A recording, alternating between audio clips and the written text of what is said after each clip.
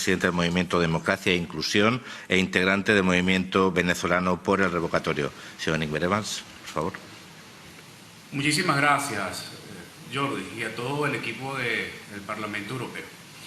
La mayor evidencia de lo que pasa en Venezuela es que la única manera que los convocados hoy a esta sesión se encuentran en un mismo espacio y al mismo tiempo, estando todos en Caracas, es que el Parlamento Europeo nos convoque.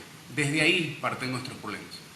El ejercicio electoral del pasado 21 de noviembre nos dejó muy claro que lo que muchos presumen como fortalezas son en sí las grandes debilidades de los diversos sectores de oposición.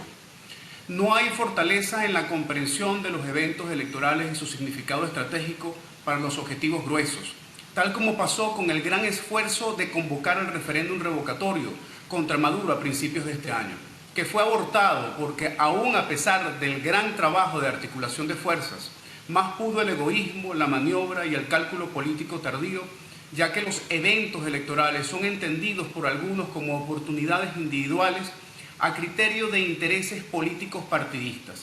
Se distancian de las exigencias ciudadanas y centran sus esfuerzos solo en la obtención y preservación de espacios, más como proyectos personalistas que para la construcción colectiva de las soluciones al problema verdadero, que no es otro que el poder central. Todo esto trae como consecuencia que no exista una estructura electoral conjunta en la oposición. Solo hay un gran mal hábito de disputar centros electorales de manera medular para la obtención de recursos, los cuales siempre son administrados por pequeñas mafias. Tal como dice Ángel Godoy, secretario de Organización del Movimiento Democracia e Inclusión, lo peor de lo anterior es que en ningún momento hubo espacio para la reflexión, el análisis técnico y político de lo sucedido. No hubo intención alguna de ir a los detalles para que en un futuro cercano se corrijan los errores y se fortalezcan las estructuras técnico-electorales, organización, movilización, recursos, equipos comunicacionales. Todo esto trae como consecuencia que la audiencia opositora continúe en su sostenida pérdida de confianza en los líderes, partidos e ideas opositoras. La militancia se siente útil solo en tiempos de elecciones, lo cual genera frustración en quienes no solo deben cuidar los votos, sino que también deben defenderlos. Sí y solo sí sienten los votos como algo suyo, como algo que realmente será útil para el país, para que salga adelante. Lamentablemente no ha sido así. Como dice mi estimado amigo y colega John Magdaleno, es hora de desplazar los discursos que nos inducen desesperanza. Es hora de dejar a un lado las narrativas grandilocuentes que nos venden el mito de la invencibilidad del régimen, que ratifican una y otra vez consciente o inconscientemente el carácter todopoderoso del régimen. Ningún autoritarismo es todopoderoso e invencible. Como dijo Chandler, todos los autoritarismos experimentan incertidumbres institucionales e incertidumbres informacionales.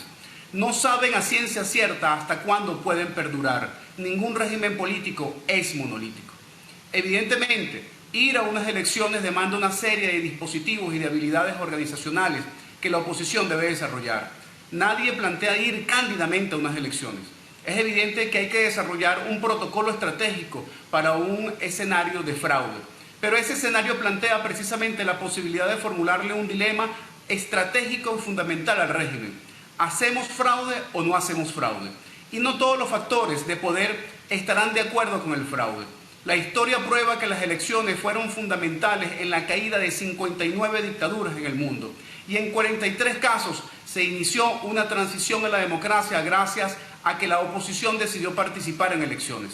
La cuestión de fondo es saber utilizarlas. Yo mismo, que rompí con el chavismo hace 10 años, que me enfrenté internamente a los elementos y fuerzas más retrógradas, corruptas y autoritarias, puedo dar fe de eso. Los chavistas que se sienten traicionados por el proyecto chavista son cientos de miles. La oposición debe abrir sus brazos y ser más tolerante si quiere que todos empujemos en la dirección del cambio. Se necesita una oposición más incluyente. Como expreso político les puedo decir que la reconciliación de la sociedad pasa por dar el ejemplo de los liderazgos y por ser sinceros en las acciones. Todo esto pasa por plantear y debatir soluciones realistas para una Venezuela viable, para construir una transición a la democracia del siglo XXI. Para eso debemos discutir sobre cómo pasar de la actual barbarie, una economía que no está en recuperación, está en un rebote económico, una sociedad dividida, el olvido de la democracia, ausencia del Estado de Derecho y violación sistemática de los derechos humanos y una devastación ecológica con la política del arco minero del Orinoco. Para construir la razón, partiendo de propuestas concretas, tanto mercado como sea posible y tanto Estado como sea necesario, como decía Willy Brandt en 1958.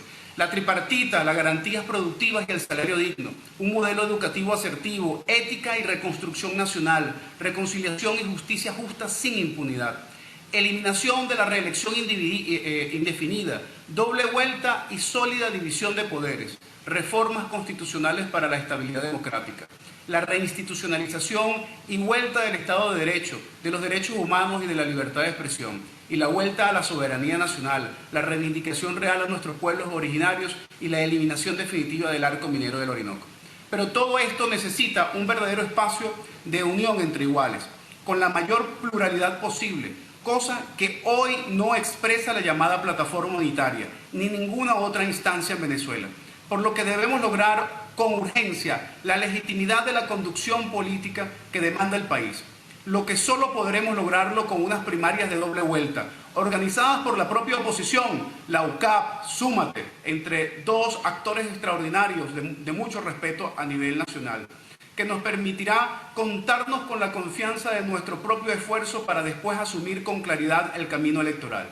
Es posible la unión si existe voluntad, pero hasta ahora, excepto para el 2015, no ha habido voluntad política y ha dominado el egoísmo que junto a la vanidad han sido muy bien manejados por la autocracia para dividirnos aún más.